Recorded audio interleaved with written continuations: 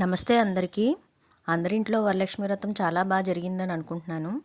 మా ఇంట్లో కూడా వరలక్ష్మి వ్రతం చాలా బాగా జరిగిందండి. చాలా బాగా చేసుకున్నాను. అమ్మవారి కృప వల్ల మనందరికీ ఆయురారోగ్య అష్టైశ్వర్యాలు సుఖ సంతోషాలు కలగాలని కోరుకుంటున్నాను. వరలక్ష్మి వ్రతం ఒక్కో ప్రాంతంలో ఒక్కోలా చేస్తారండి.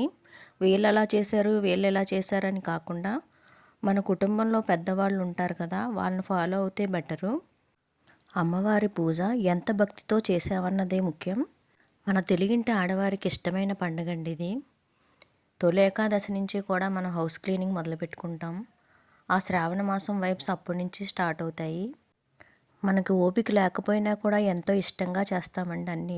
9 ప్రసాదాలే చేయాలని ఏం పెట్టుకోకూడదండి. ఎవరు ఓపికను బట్టి వాళ్ళు చేసుకోవచ్చు పూజ. ఎన్ని ప్రసాదాలు పెట్టేవనేది ముఖ్యం కాదు, ఎంత భక్తితో చేసామన్నదే ముఖ్యం. మన ఇంట్లో పెద్దవాళ్ళు ఉంటారు కదండి, వాళ్ళు శనగలు పరమాన్నం పెట్టుకుని దండం పెట్టుకున్నా చాలు. ఎవరి ఇష్టాన్ని బట్టి వాళ్ళు ఫాలో అవుతూ ఉంటారు. మా ఇంట్లో అమ్మవారి ముఖం చాలా కళగా ఉంటుందండి. సింపుల్గా ఇలా అలంకరణ చేస్తానండి. నేను షార్ట్ వీడియోలో పోస్ట్ చేశాను. తెల్లవారుజామున 4 గంటలు లేచానండి. పూజ అయ్యేసరికి 10:30 అయిపోయింది. ఎంత ఎర్లీగా లేచినా అదే టైం అవుతుంది. మీ పూజ ఎలా జరిగిందో కామెంట్ సెక్షన్లో తెలియజేయండి. పెళ్ళైన 5 సంవత్సరాల్లో కుడుములు కూడా వాయినంగా ఇస్తామండి తాంబూలంతో పాటు.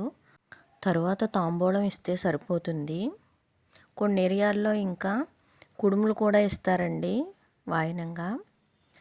ఈ వరలక్ష్మి వ్రతం శ్రావణ మాసంలో 4 శుక్రవారాలు చేసుకోవచ్చని అంటారు.